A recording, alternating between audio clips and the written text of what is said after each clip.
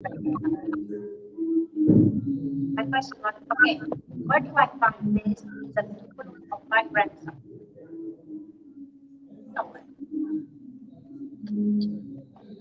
Okay, where do I find this in the curriculum of my students that are not? So how do we prepare the new generation? How do we prepare? What do we learn in schools? How do we arrive here? Somehow like this. 120 years ago, a classroom, and in the third millennium, a classroom. Yes, this is very cute, but it's not enough. Very it's not enough. The schooling has the same system. Comes a teacher, slides, reads the slides, damn it, doesn't even develop the slides, and this is education. Really? Really? Um, we, our kids and us as parents, as brothers, as family members, what we teach our younger generation. Exactly what we know. And what we know, what we were taught before. So we need to unlearn. We need to learn new things. And these new things are, we are free. We are free to experiment. We have the duty to experiment. This world is expanding through experiences. They're not good, they're not bad experiences, they're just experiences. This world expands through joy, through manual stuff, thinking, free thinking.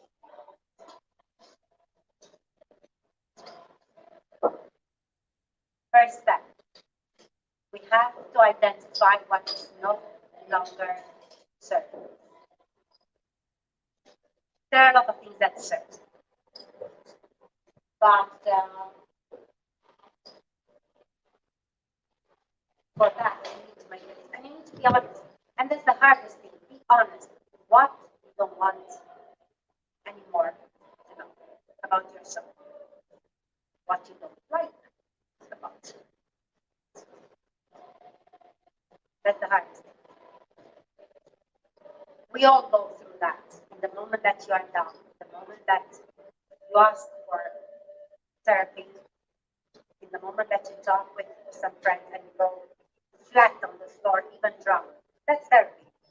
Because you take out what is underneath the coat and say, I can't do this anymore. I've done everything that I was taught and I got nowhere. That's the first sign that we need to unlearn. And that's why there are resources to relearn. Technology is beautiful. We are living amazing times where everything is in our hands. All the sources are available. It has never been a better time like nowadays.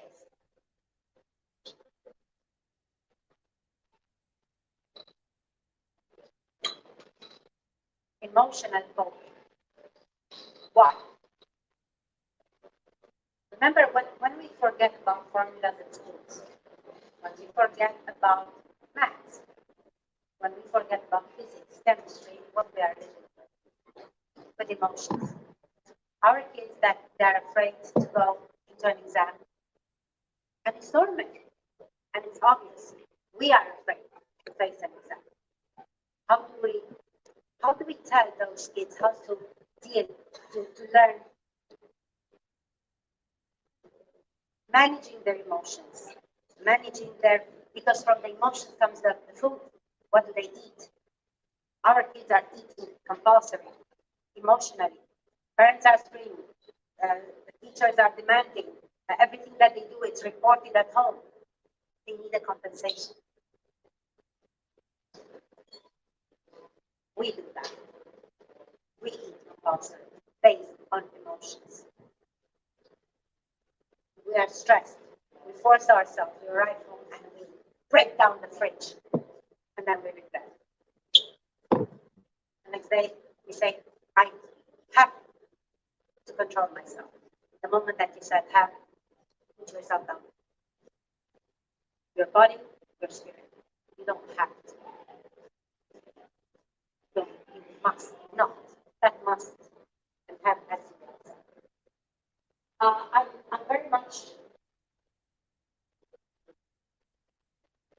favor of emotional education, because this is how we talk to each other, and you know very well. You see, everybody, the mass media is full of people, they don't talk between themselves. People, they've learned this pattern of not talking or communicating the same table with messages. Basically, this is how, my opinion, should look at school. Experimenting, smelling, allowing, helping each other. They're all communities, they're not individuals. In one bench, like it was on the previous slide. One in a bench, me and myself. It would be nice.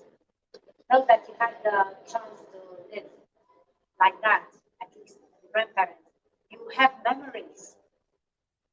I don't know about you, but I do have memories from where I was playing with my friends, not when the teacher was putting sit with your hands on the back. Yeah, don't talk, you talk too much.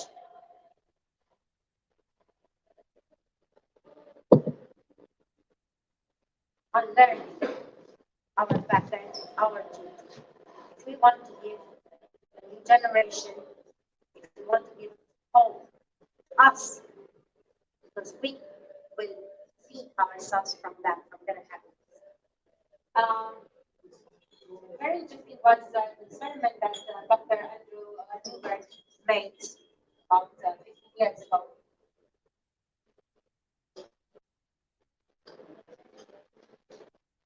He took a group of old people. This time there were old people that they had mental problems, and he measured their brain waves and asked them every day to meditate for 12 minutes sharp. 12-minute meditation. After 8 weeks, he came back and he remade the measurements for their brain waves, and everyone was extremely surprised to see that those old people that they were not remembering what they did yesterday, they started to remember facts, events, more and more. What tells us that? That in the mind, in the brain, is the key, and there's no extra. Going back on the mindset and the freedom. We live these times where everybody says we meditate. Yeah. We should. Not because it's fashion, but because this disconnects us from old patterns, it disconnecting us from everything that surrounds us as much as possible and connects with inner self, with us. Maybe that's the first lesson that we all should learn, to connect with ourselves. It's hard. It's very hard. But sometimes we don't know what is inside us. And we might look like it, but we can bring it.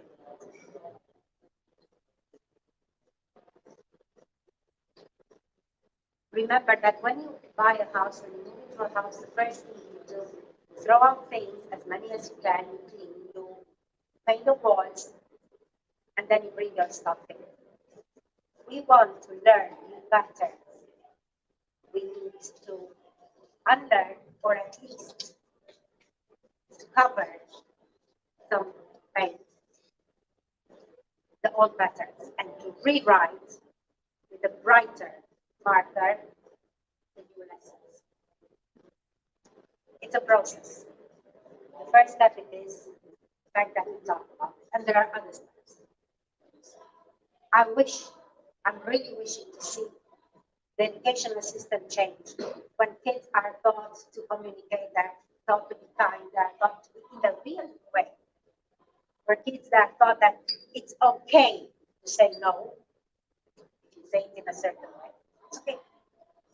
Kids are taught how to survive, how to take care of themselves, and how to take care of their emotions when they just come on top of each other. Nowadays, kids are not total. Put your hands up. Talk too loud. The rest is just a consequence of the very first things. I'm really dreaming to a time when school is more the spirit, for the soul, for building up characters, and not people ready to take some activities that anyway they will change. I don't know about you, but I'm shocked in the last 5 years how the market, the labor market has changed. It's incredible. It's beautifully incredible. Where are our kids? Where are us? Where is us?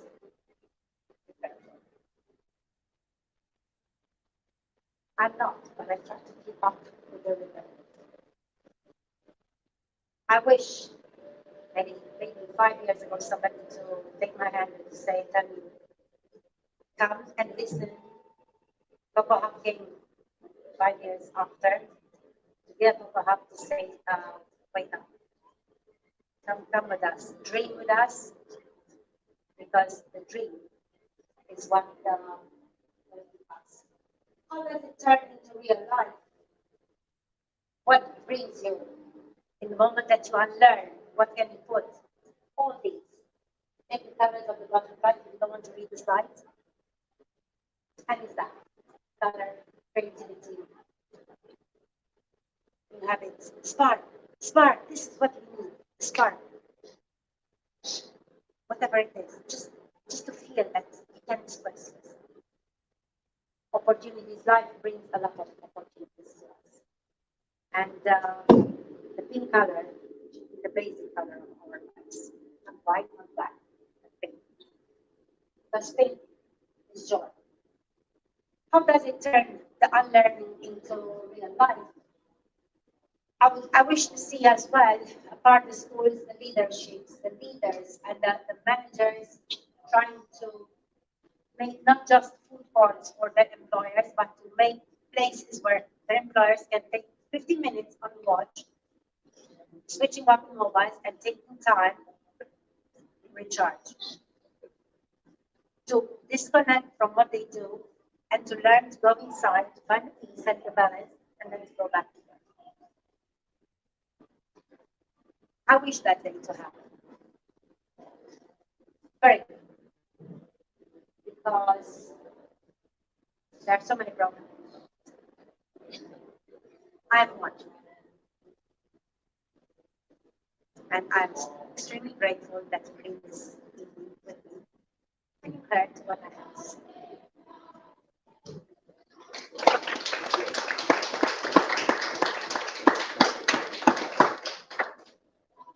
Thank you, Jana.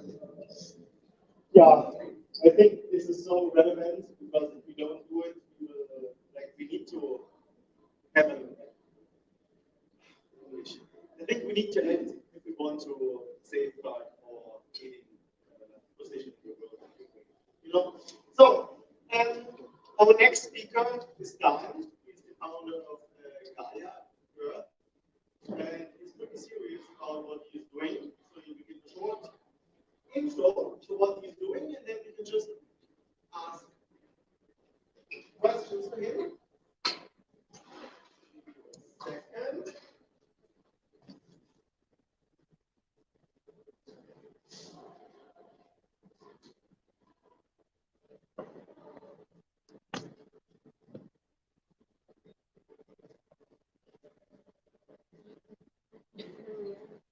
Okay.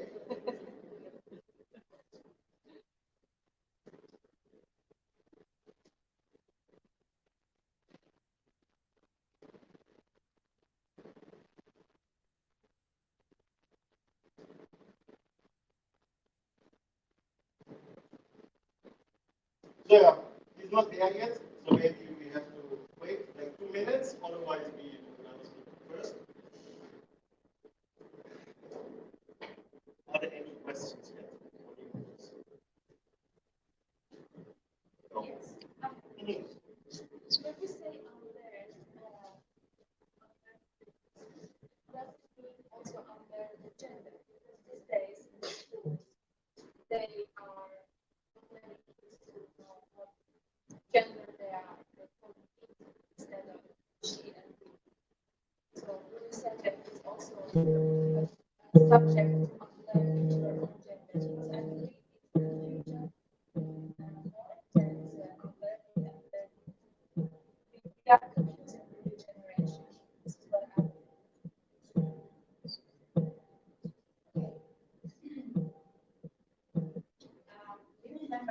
or their parents were telling them something and just passed over there About the gender. in general. No, I'm just talking about Yes. It's about what you feel.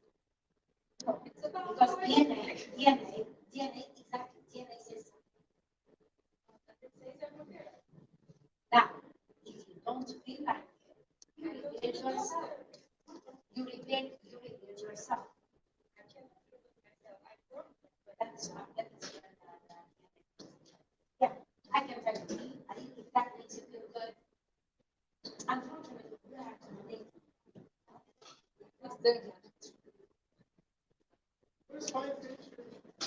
I think that we are so busy to make that feel good. And not to fear. I'm gonna tell you, but fear just because you want something. But if you want some, I will afford it.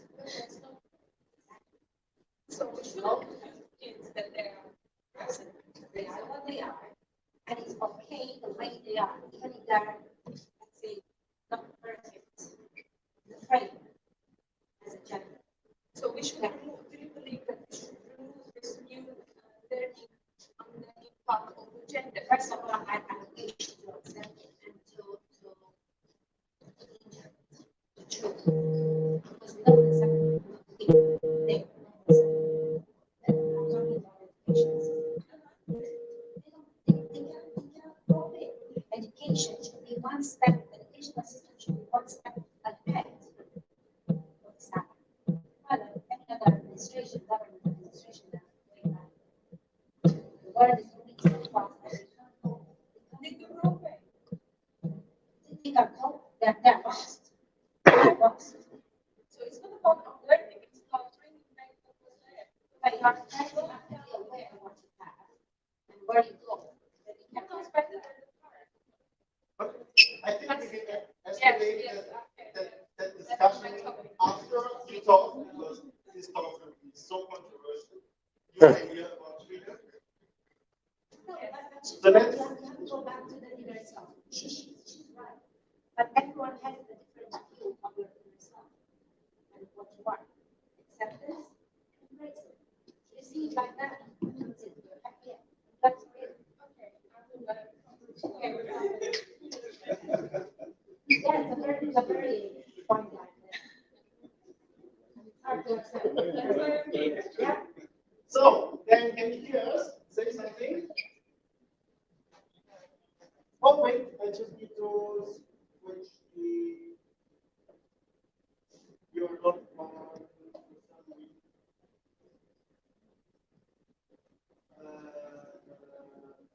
I think we need to start the talk again because the sound is coming out of my laptop speaker and not the speaker of the audience. And I think if we restart this call, it will work.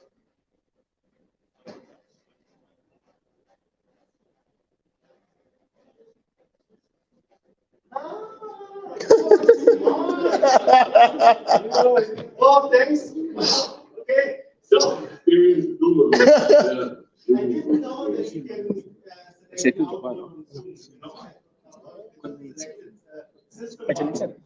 Anyway, you see the people here, so we have like. Hello. More or less, yeah. Hello, everyone. Hey, man.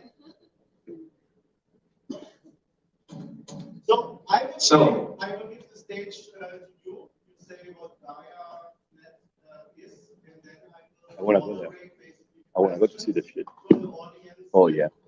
And it was there for it. Right on. All right. Well, hello, everybody. Nice to see half of you. It's a bit dark in the back, so unfortunately I can't see all of you. Yeah, I see you waving hands. I'm calling in from Brazil. And the reason I'm here in Brazil is because we want to build a prototype city of the future, or a living environment. And actually, we want to create a network of cities. So that's why this topic is also close to my heart. Been on a quest for about 15 years since watching the Zeitgeist documentaries and seeing how the monetary system works and looking at the power structures on the planet and the dynamics. And I think I've always been driven by the sense of freedom. Freedom is my #1 core value, and adventure is the second one. And love comes third, so I'm a bit of a weird fox here. And yeah, I've come to really the conclusion that the change is not going to happen from the top down. It's not going to happen from our world leaders or governments or the people that are making the most of the decisions for humanity. And I've also come to the conclusion that we are in civilization collapse. We are at the end of an era. This is, if you study the past, you see many of these cycles. And it's kind of up to us to create pockets of resilience and to collect together the people who see the bigger picture and understand that we need to create new living environments that can become autonomous and hopefully when networked together can function as something like a resource-based economy. So I don't know if I can see some hands. Does anybody know the concept of a resource-based economy? Some hands. Which of course a network state is the precursor for that. When we find each other and we can already start making decisions together and create our identities, create a shared purpose, goal, values, and a vision together, then we have actually something to strive for together. So 3 years ago, I met 5 other amazing beings. That was when Corona hit the Netherlands, and that's when we started GaiaNet, which is a global network of change makers and pioneers. And our mission is to unite the contributors to what we call a new Earth in co-creation. So we set out to meet the people who see that we can actually create a change at this scale. And it's been a wonderful journey. We have about 500 members in the network and about 700 projects in our network that are really like way out there in the sense of network state, way out there, that aim to create a transformation of our social economic models. And why am I so excited about this, and why is this road really free our Recording in progress. Well, that's the recording started. That was the end of my words. I'd love to go to. That's all good. I'd like to hear what's like for people when they hear this. Does this resonate? Does it any questions, any comments about this? Fire away. Questions?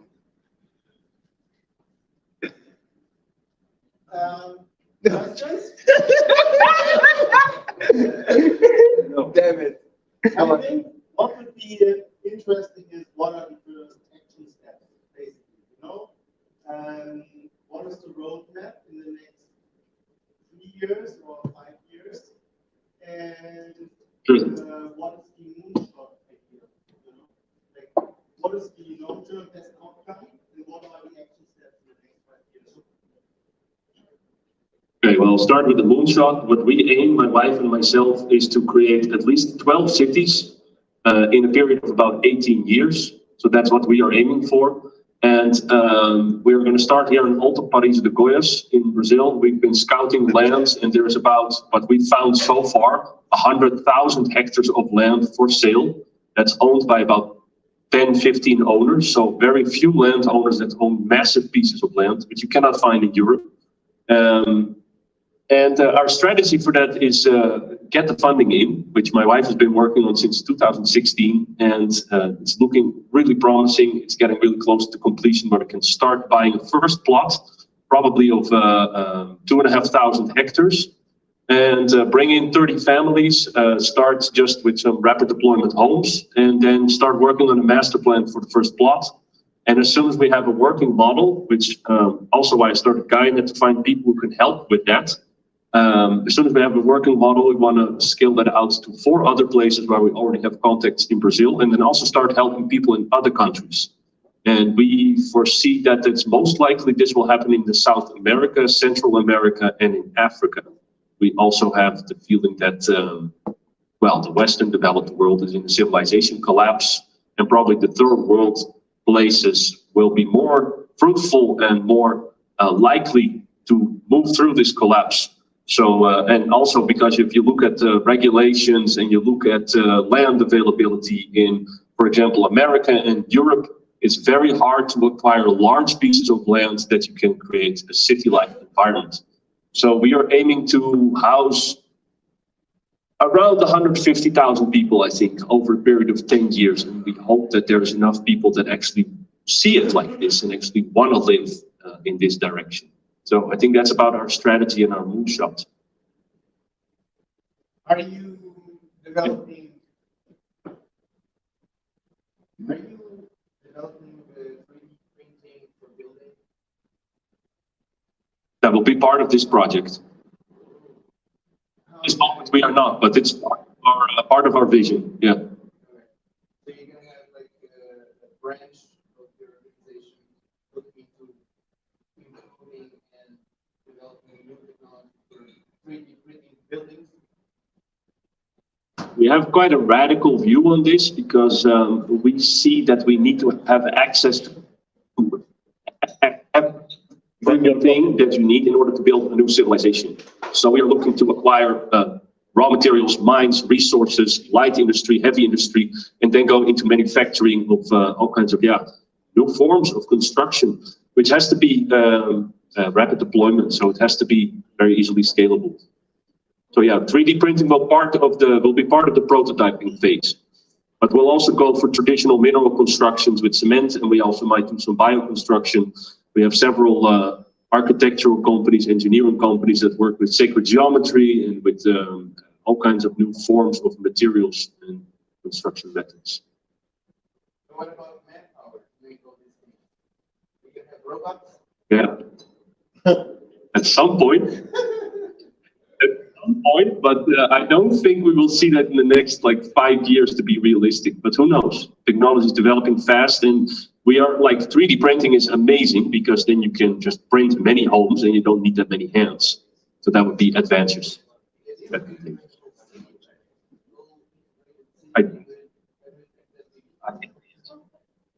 Yeah, but there's nobody that has that capability at this moment on the planet. So that would still happen.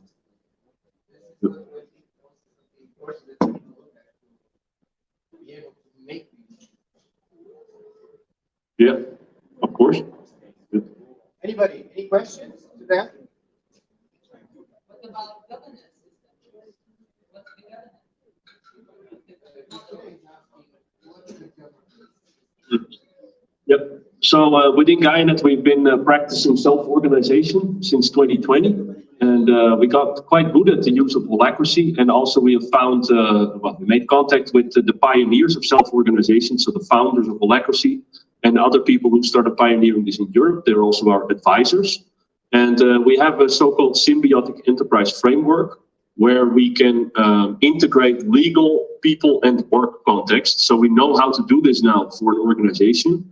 And we have one specific partner, which is called the Oravana project. And out there is already the project plan, the design, and the decisioning system laid out for an integrated network of cities.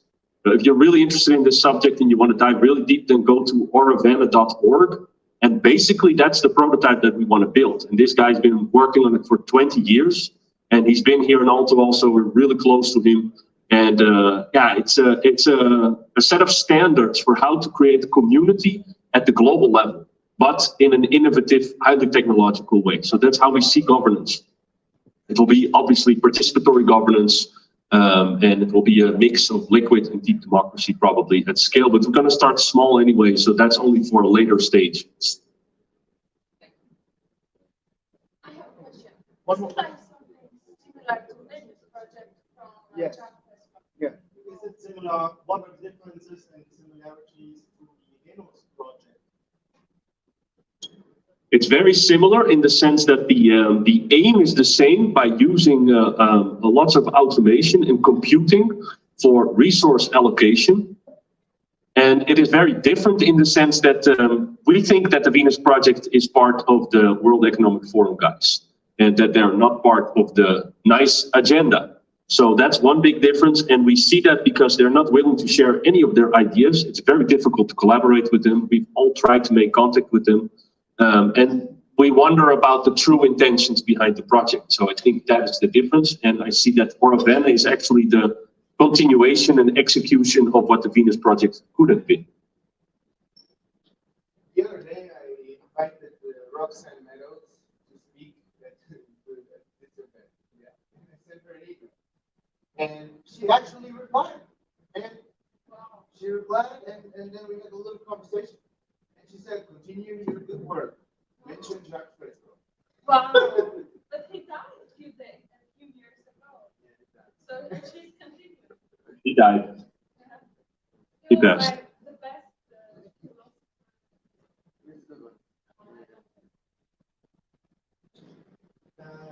I also, Great. are there any other questions in regards to this? Yeah, one more, wait. He's coming. Perfect. Hi. I know Brazil Hello. pretty well, so are you aware of the laws when you're buying a land? I agree that you never will buy so much land, so many land hectares in Europe or in the United States. But are you aware that you are being invaded by the movement without land? It's Movimento Sem Terra. They have the right. Yep. How will you protect your land that you buy for your idea against the legal side of their right to take your land away from you? They won't take the land away, they will work in your fields and make your buildings, so it's great. Let everybody. It, No, it's a very valid and good question. And like I said, we're going to start relatively small with a land of 2,000 hectares and then acquire other lands. And we hope that humanity will still change and shift in consciousness, that we don't need to build walls and get heavy security. But it's very likely that we need to get armed forces to protect our project, the way the world is looking like now. So that will be our strategy. And this is also the same discussion I had with the guys behind Prospera in Honduras. They are already one step further, they already signed an agreement for land. And I think the smart way is to decouple your assets and your governance as much as possible to the land. You know, you may never reach the perfect state, but that's the idea behind the network state, that someone could come and take your territory. You know, if I have a territory in Malta, a big building, they could take it from me. It's just a matter of time.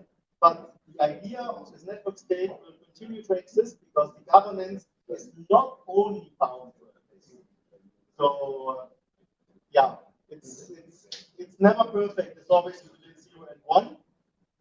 And I have 2 more questions also for you, because we see a lot of people joining our movements. Your movement, Coco Hub, every day we have 20, 30 sign-ups, and people are curious.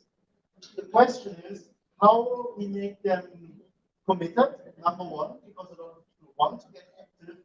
Every day I'm on the phone with 5 people, and how to make them committed, how to involve them, and at the same time, how to design the initial funding in the beginning. You know, there are ideas to sell early citizenships for a little, like for a low price, and in the beginning they have higher voting rights. What is your idea? How can you design the funding, and how can you make people actually committed so that they actually act? So the way we see the funding is that what we want to accomplish to create the true liberation for the human spirit is not going to happen with private money and private funding. So we do not want to create a commonly owned project, especially not in the beginning. We will have rooms for people to invest money, but we see this more as creating a trust and a foundation and people becoming members of that. And we want to work with merit and not with ownership of property, because we see that most of the eco-villages in the world are, because of money power and struggles, are actually ego villages. And we fear that for our project too. So that's why we are working with money that's being liberated for humanitarian goals and for creating a prototype living environment that works without coercion, without a state, and ideally in the end also without trade. So that's a very unusual funding route that is not applicable for many other projects. But this is because of the context that my wife has made over the years. And how we see people to be engaged is we see a multi-leveled entry into the project of first coming to live in the town, living with some other people and some co-living, and then the people who are really excelling at that and are really contributing and they're really taking care of the collective, they move on to the second layer where there will be more freedom and more collective action until the moment that they enter in this project where you don't need to pay for your housing anymore, and you are contributing because you really want to, in your heart, create this new reality. So it will be a trial and selection phase, which is essential for the success. Otherwise, we're going to get way too much trouble in the beginning, and it's going to fail. One more question, yeah? How will you select people who should live in the city? How is the recruiting process? How do you, what is the filter for the people who can move into the city? Well, the filter is what I just described, that we are going to have to train and initiate people into living as community, because pretty much none of us understand what that actually means, including myself. I don't have years of practice living in community. And the way we select people is, well, through a variety of ways, but my wife is able to read people. She has indigenous roots, and in Europe this is kind of strange. Also, where I'm from, I used to be very skeptical about these things, but she has an ability to see more of the person, so that's our initial filter, to see the timelines of people, the lives of people, and also what they carry with them. But mainly how we're going to filter people is by seeing how they act, because what people say is not what they believe. You can only know what people believe through what they do. So it's really going to be a trial and error. And yeah, of course, we're going to have traditional selection procedures, traditional recruitment routes, like you would see in any organization or corporate, with resumes and work experience and skills and all of that. But then it's going to be about how people show up in the community, in work. And then we will see who will stay and who will leave. What's the model, let's say, of the, how do you tax? Oh, I didn't hear fully. Because in, let's say, traditional society, yes, there's a social matrix which is constructed, and it serves the purpose. Basically, you pay certain money and it has to do with your common good, let's say, paying the roads, doing the stuff. Now you're building a community, so there is a certain amount of money which has to be private, or there is no private. How does this exchange happen within you? Your currency, or what's the So how do you measure the text? tax from financial tax? Tax, right? She asked. Taxes. Yeah. So on the one hand, to relate to the nation state level, we want to obtain or create a special economic zone where we get liberties, where we get tax exempts, and there's many of those already in Brazil. And how we see that internally is that the project itself at some point is going to be so productive and effective, because it's a complete new configuration of society, that there's going to be a lot of extra value being produced, which is actually, if you look at our whole planet, we are producing overvalue all the time as a species. We're creating way more value, way more wealth than that we are using. But that value is being extracted to a very small group of people at very large numbers. That's why many people are suffering on this planet. So what we envision is that once our project reaches maturity and it has scale, that it has a full stack of services and products, that we are going to be so much more efficient than a traditional city, that all that overvalue can use to interact with the outside and to transact what we cannot construct ourselves. But internally, we don't need to work with money anymore. We don't need to work with trade anymore. We're not going to need currency anymore. It's going to be based on your reputation and your merit. How much are you contributing to the greater good of this community? And that we need to do accounting for. So we will have models, resource allocation, etc., but we will have open access to everybody. There will not be no paywall for no single service that you need to fulfill your basic needs. And that's the vision behind this project.